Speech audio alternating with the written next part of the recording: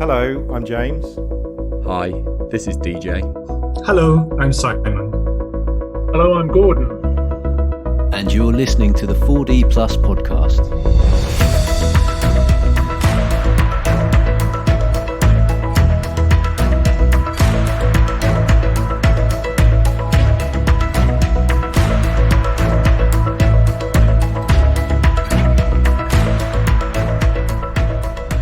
Hi everyone, welcome to episode 5 of the 4D Plus podcast. This week we're focusing on 4D and health and safety. So we'll be talking about the benefits of it, how to do it, and anything else around the topic. This week we have guests Simon Dean and Gordon Crick, who can introduce themselves, and DJ and myself, James. DJ, do you want to start with intro? Yeah, hi everyone. David John, or DJ as most people know me. I work for Gammon Construction in Hong Kong, and enthusiastic about 4D planning and particularly looking at how we can use it for safety benefits on some of our projects. Fantastic. Simon? Hi, I'm Simon Dean. I'm a consultant. As with everybody else on the group, I'm extremely enthusiastic about 4D. I like to bring a lean approach to BIM. Fantastic. And Gordon? Yeah, hi everybody. My name's Gordon Crick. So I'm an inspector with the Health and Safety Executive in the UK. I've been an inspector for over 25 years, and most of my time has been spent with construction. Spent a lot of time with the CDM regulations and talking to designers and the new regulations in 2015, the advent of the principal designer. And in my view, 4D modelling is a gift to a principal designer as a collaborative tool.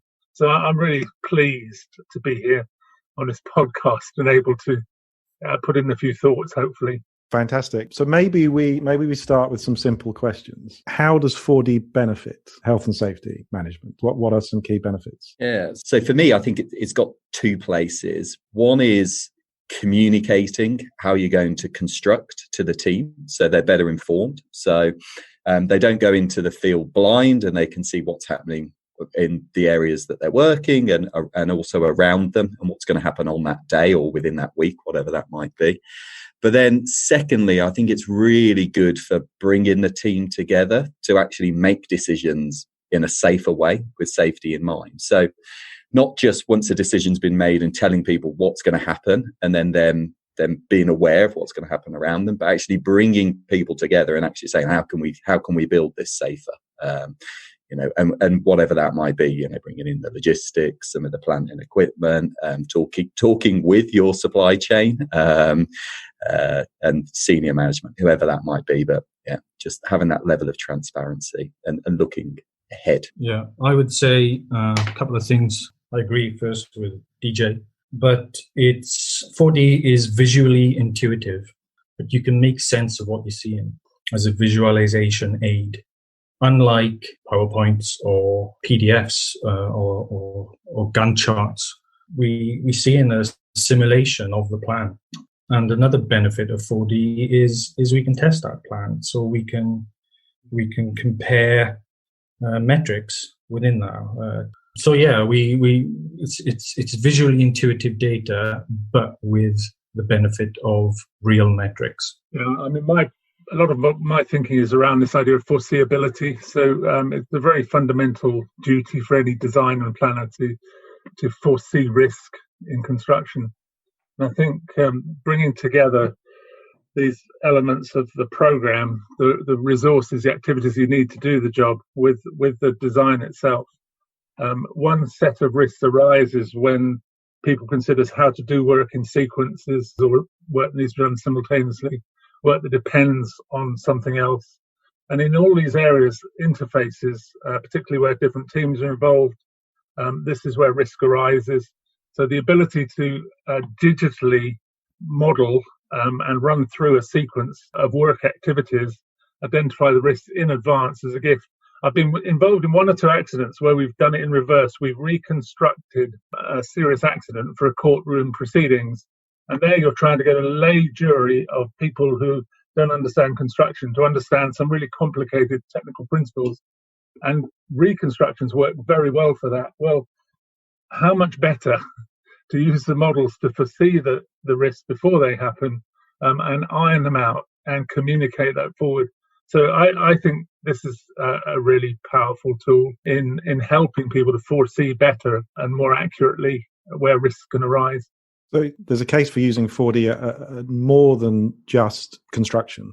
So through feasibility, through design, through procurement, as a supply chain's getting engaged, it can be used for all those stages. And at the moment, what we're not really seeing that out there anywhere on projects. It's mostly being used a little bit during tenders, and then sometimes for monitoring projects and checking if they're on track and control. So is there something we can kind of talk around about using 4D early and in using it to look ahead through constructability reviews when you're optioneering designs and those stages? So kind of breaking out 4D from where it's being used at the moment to earlier. Is that what we're trying to say? I think definitely, yeah. And I think there's generally people point the finger at the contractors to manage that risk because it's your responsibility when you take control of that site. But Gordon, I know you were mentioning earlier about bringing those designers and contractors closer together and trying to design out some of those safety issues that might occur. Yeah, no, I think this is a fascinating discussion, and one of the issues is obviously with prefabrication offsite, with offsite construction, bringing assemblers into the frame earlier. What you're actually being forced to do is design more detail earlier in the process because it's required of you, because you've got to fit these pre-manufactured components into a design. And that's really interesting. I think that's one area where 4D modeling clearly has a place earlier. But there is a challenge here because I don't think, although you can bring the modeling aspect earlier, you've still got to do the responsible sequences of design in the right order, or you won't actually cover all the bases.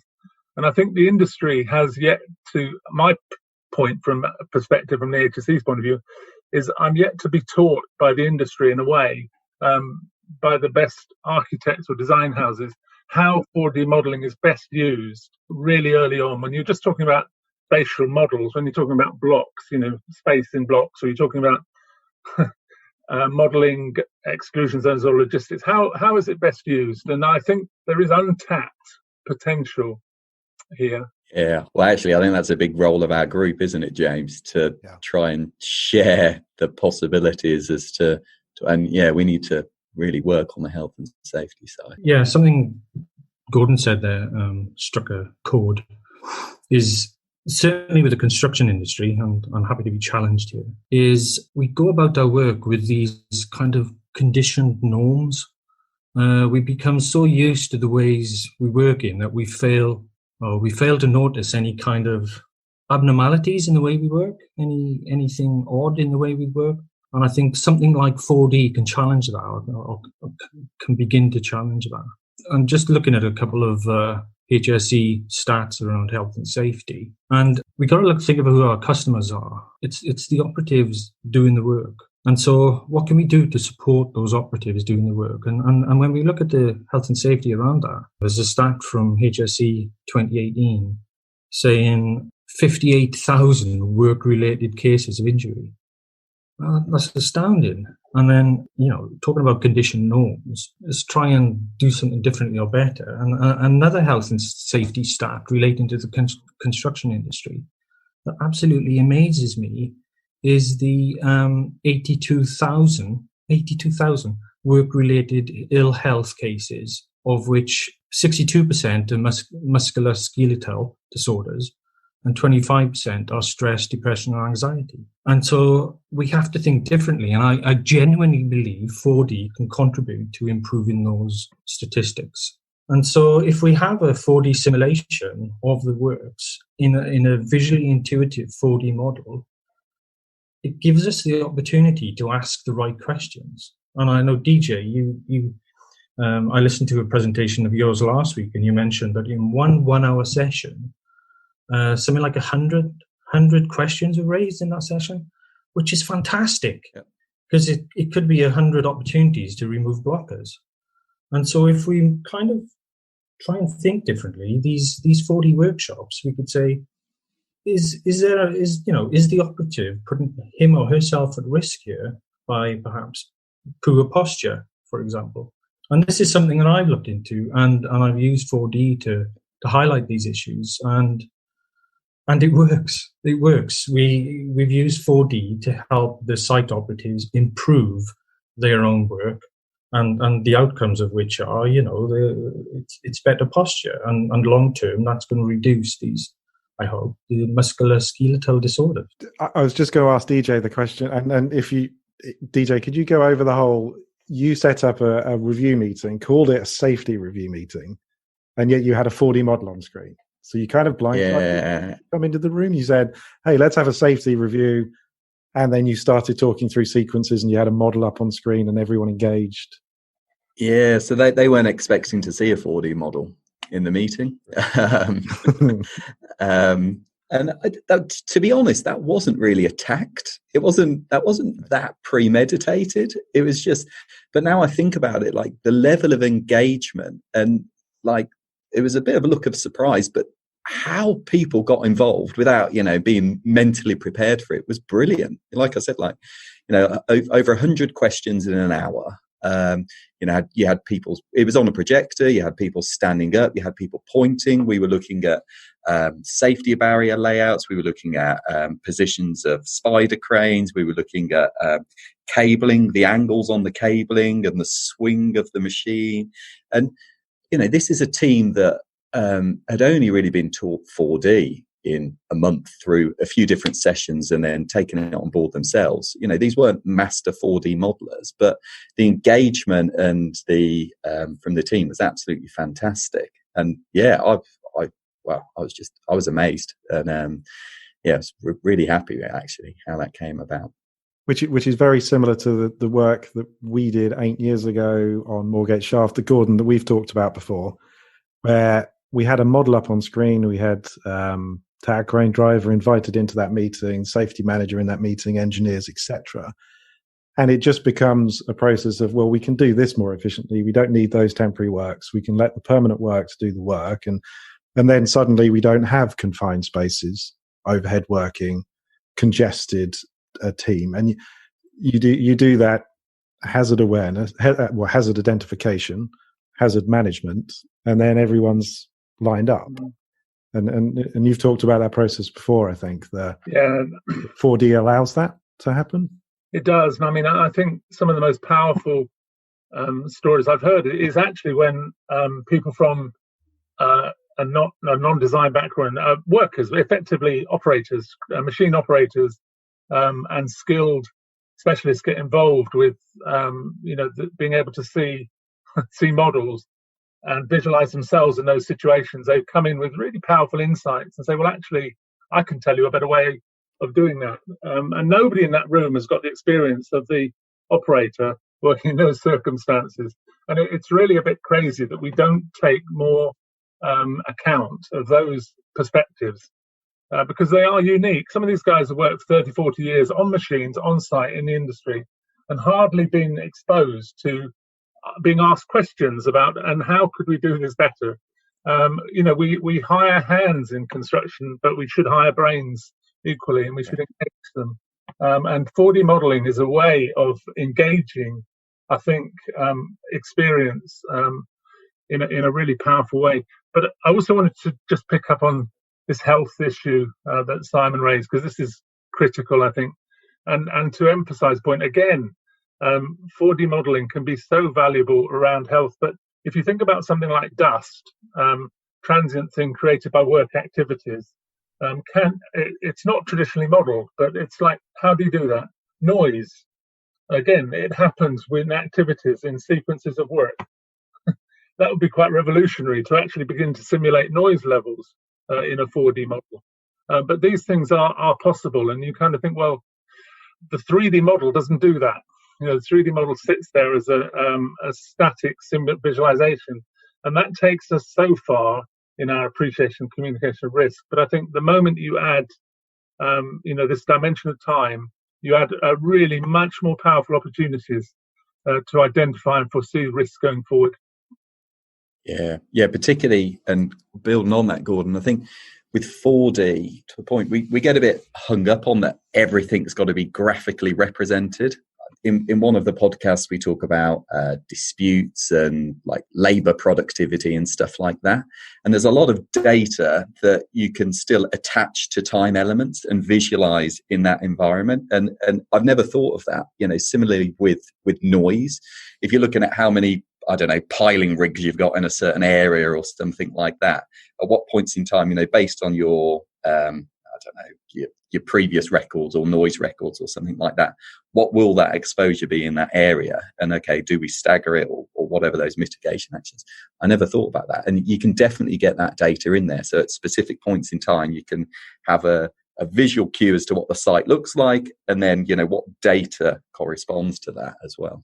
Also, building on Simon, your point earlier, and you were talking about stress, depression and anxiety and things like that. And I actually think 4D can help with that. Yeah, it will. So where we get stress is usually where the process fails us, So let's look at planning. So in terms of planning, we've got the overarching plan, which is done by the planners in Primavera. And then beneath that, where we have stage programs or short-term weekly programs, people have work targets to meet to, and so they do the best they can with what they know. And so they use a software that isn't necessarily linked to the delivery program. They'll mend and make do with the best that they have at the time. And like you say, that could be Asta, that could be Project, or any plan. It could be Excel even. And one problem with that, and Emma commented on this in the previous one, we need structured data. And so if we don't have structured data, and if our plans aren't structured and our data isn't connected, then we overburden ourselves with these inefficient processes where information is duplicated, it's incorrect, and people go off into the business silos and work silos. And what's the outcomes of that? Well, the outcomes is stress. I've experienced and seen this, sadly, on several projects, and we can do better than that. And structured data and 4D can contribute to, I definitely believe, contribute to better processes that reduce these stresses. So before we go on, before Gordon, you talk about something here. Can I throw in an analogy that seems really appropriate in a lot of these conversations? That project management and project planning are like low flying in fog, and tools such as 4D provide you GPS and radar, and they're tools for kind of clearing the fog and allowing you to see. So if we're kind of talking about stressful situations, I guess low flying in fog is a stressful situation, and that's why is that one of the reasons that construction is stressful, because it's hard to see what's going on. It's hard to see what's in front of you, and there are problems and there are mountains coming up. So does 4D give you some foresight, some visibility on that? Gordon, I would say so. I would agree with that. I think this concept of the happy site is a really interesting one. And as an inspector, I know the difference between walking on a site where you've generally got a good feel and one where there's stress to the eyeballs. And an awful lot of this is down to planning and getting things right first time, but also taking into account, who's working on site, what they're doing, what the activities are. And 4D does have really powerful tools in this regard. I mean, I want to bring in, there's two words which have come over. One's rehearsal and the other one is simulation, and used in different ways. But I mean, one of the best planned operations, we had recently a presentation from National Grid. So they did a little thing with a design house called Premtech and Murphy's, their contractor. And they pushed this idea of a digital rehearsal to the max. So 6 months before they ever went on site, broke any ground, they carried out a digital rehearsal. And they had everybody in the room together running through models and the program and ironing out as much as they could. And what they produced from that, interestingly, the main takeaway for the contractors was posters. So 3D posters, which they hung up on the site and around the site, rather than the models. The models were also there, but the thing about that was posters. Now, that kind of process of rehearsal means the guys go onto site 6 months later and they're pretty clued up. They know what machinery they're going to use. They know what the critical points in the program are. They know they actually know exactly what the site is going to look like, 6 weeks in advance. So I think that sort of thing really does take the stress out of the construction process for the supply chain. But that's when designers, I think that's really advanced work in the design phase. But this simulation thing came into force with an example from Thames Tideway, where the design was delivered to them and they had 10 weeks to deliver the project. And as the site manager said to me, so there's no way we could have done this without 4D modeling. So they needed the precision. Now, they had a weekly cycle of taking a detailed 4D model and each week working through it, communicating it, briefing the teams, and then having another look ahead, developing the model so that each Monday morning, the model looking ahead matched exactly where they were on site and what they had to do the next week. And again, that had the benefit of bringing the whole team together and increasing certainty. So the level of uncertainty on that site was pretty low, because although it was incredibly busy and incredibly kind of driven, it was actually in such a programmed way that people were content. Because of their 4D modeling, one thing they avoided was night working. And that obviously is something where you introduce risk straight away. So that was in a sense, two different things. One was designers rehearsing and saying, we can rehearse this construction thing. We can get it to the point where we're handing over to the contractor with a real minimum amount of residual risk left in the program. And that's what the rehearsal did. Simulation, on the other hand, the engineer's tool to make sure that they're seeing step by step how the construction phase is going to unfold and making sure that there isn't risk lurking in any of these activities, making sure they're getting maximum benefit from all the machinery and plant they're bringing on site. So both of those examples, I would say, led to better planning and better conditions for people to work on site. And I think, just building on what you said there, it doesn't mean that you just have to have a 4D model. You can have outputs that are videos, you can have still images, you can use those images in reports like a method statement, you can use them for posters that go on notice boards, whatever it is. And you've got that same piece of information that you can keep going back to and updating. So whether you wanted weekly look ahead, 6-week look aheads, whatever they are, you can take those snapshots at a point in time, keep updating them and share that knowledge in whatever format's best for people to understand. Simon, does this comes back full circle on your point about engaging whoever's building it on the ground, the operatives? It's giving the whole team an opportunity to comment and improve. Yeah, we have to involve the subject matter experts during procurement, onboarding, and the ongoing management and supervision of any specific work activities. That's an interesting point that Gordon made then about rehearsals. But if we look at the end-to-end process of where rehearsals lie, they're the outputs, aren't they? So before we do the rehearsals, we want to make sure that the plan is good. What is good there? One of the best questions I've ever been asked is, are you doing a good job? And it was by somebody from Toyota, who's an engineer. I said, yeah, of course I'm doing a good job. And then he said, quite bluntly, is that a fact or an opinion? And of course, it's me. I'm the most opinionated person. I've got opinions on opinions even. So I said, yeah, it's an opinion. He said, well, opinions count for nothing. Only facts matter.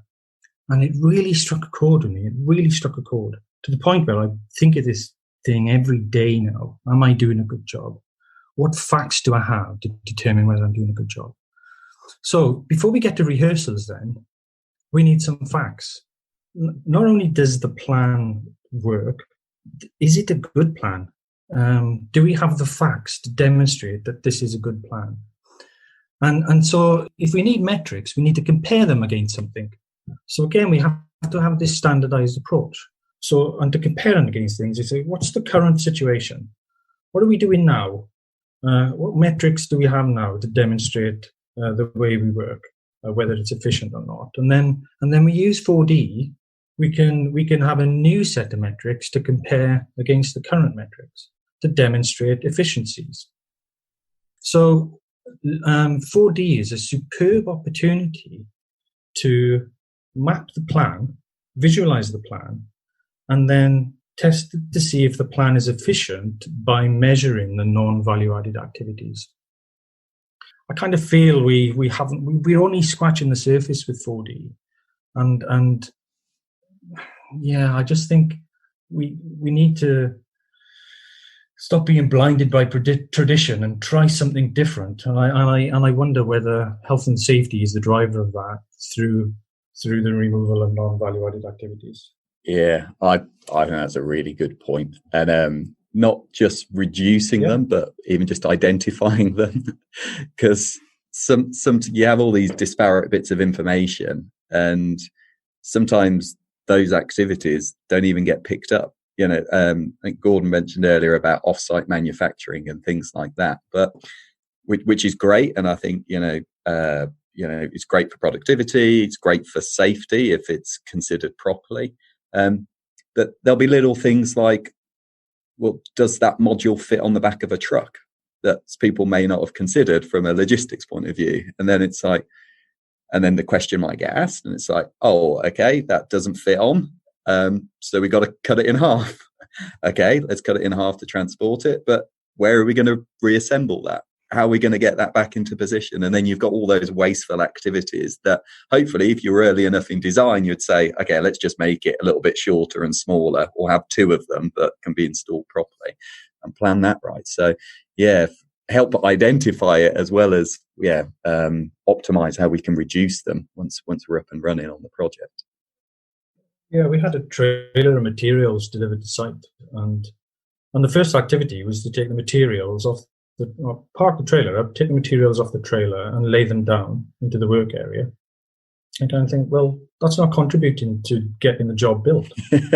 Well, just let's, but you're not going to be aware of that until somebody highlights the fact. And so let's maybe they needed to design a better trailer, or maybe, I don't know. Just something appeared wrong with it. But we were able to highlight and measure that in 4D and say that task has taken X amount of time. Time is money. Therefore, you spend this amount on non-value added activities. And not only that, when the materials are laid down on the floor, you're likely to trip over them, or you're going to bend down. You're going to be bent over double, picking them up. You may injure your back, if not now. But if you do this 1,000 times a year, you may have a bad back when you're 45 or something. So 4D can help visualize. It's visually intuitive. It can help remove this. So just a quick point on that, Simon. This is a process that pays for itself already. It's not an extra. We're not talking about PPE or something that has a cost. This is paid for itself, and hey, there's a whole benefit here. Yeah, but we have to just think differently. We still. There was, I think it was in the second podcast. Maybe it was you, DJ, but you mentioned, you've been doing 4D for 10 years, and 10 years ago, or maybe it was Liam. 10 years ago, you thought, in 10 years from now, everybody's going to be doing 4D, and it's not the case. And this thing has kept me up every night since you bloody said it. But I'm thinking, why is that? Why isn't everybody doing 4D? Yeah. And I'm thinking, is it because we doing 4D based on or framed around what we've always done? Can we do 4D differently? I think we don't do enough. I don't think there's enough of it, and there's enough model content, and there's enough engagement. I think that's the problem. I think it's done too lightly with not enough content, and so we don't get to that value point. Yeah, and I think with a purpose, like you were saying, Simon, like with the metrics, it's people don't tend to measure their 4D models. They do it to fulfill a tender purpose or to give the client an update. And no one really looks at actually what value. Whether they're doing a good job. Yeah, exactly. Yeah. Are they doing a good job or not? Yeah, but coming up with a metric is really, really difficult. Coming up with a meaningful metric. But one of the great examples I saw was, and this goes back a couple of years to about 2016, was again from National Grid, but they did a review, a design review based around a 4D model, and it was a health and safety led review, but it gave them savings in program time, and about I think almost a 20% saving in cost on their whole program, from an event which was led by the health and safety team based on a 4D model. And the reason was for all these reasons, because when you start looking at the way people work together, and those aspects of risk in particular, when you get people who have a broad enough appreciation of risk to be able to see across the piece and look beyond the site boundary to this question of, is the lorry going to go up the haul road? Can it actually bring the stuff we want in? Are there restrictions on weight and so on that makes it impossible? When you do get these benefits. And so I think health and safety can be a clear leader, really, if you get the risk well controlled in relation to health and safety and people in the construction phase. A lot of other things follow from it. A lot of good risk management will follow in its train. Because you're going to have to face that problem at some point, and you'd rather face it in a digital environment than a physical one out on the site, right? 100%, yeah. Okay, fantastic. So we've talked about a lot of topics there, and I think we've only just got to the start of a lot of these topics. That was we didn't conclude anything there. I think, Simon, there was something on, you could almost draw up a process map of what you were kind of imagining, which is quite bigger than the ad hoc 4D we see out in the real world. We haven't talked about 1192 Part 6 or CDM or anything else. It feels like this might be Part 1, but should we try the principal designer? We haven't really talked about we haven't talked about PD or. Should we try and summarize between ourselves? I mean, I'll just leave it to you guys. But Simon, would you like to go first on what we've talked about and what we want? Like, what's the imagined future? What would you like in 5 years? Should we say that? What's the opportunity here? Oh, wow. Put me on the spot. 5 years. Look, successful organizations are shaped by the habits and behaviors of their people. Yes? So habits form behaviors bring about the desired culture. So 4D, 5 years from now, what's it going to look like? Well, at every stage of design, through planning, to rehearsals even, we've got to see the site operative as the primary focus. Okay? They are probably the primary customer because they're the ones building the asset. They're the ones who are in the field taking the risk. So we have to support them to make their work easier.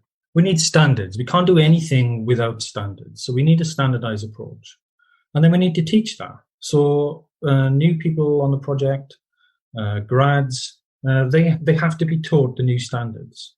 Yeah, 5 years, I think, why can't we do that? Let's try something else.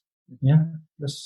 I think based it on standards and metrics and quality data. Fantastic. Okay, Gordon, would you like to? I think the things that have stood out to me out of this conversation, really, one is a really healthy emphasis on worker engagement, as we used to call it.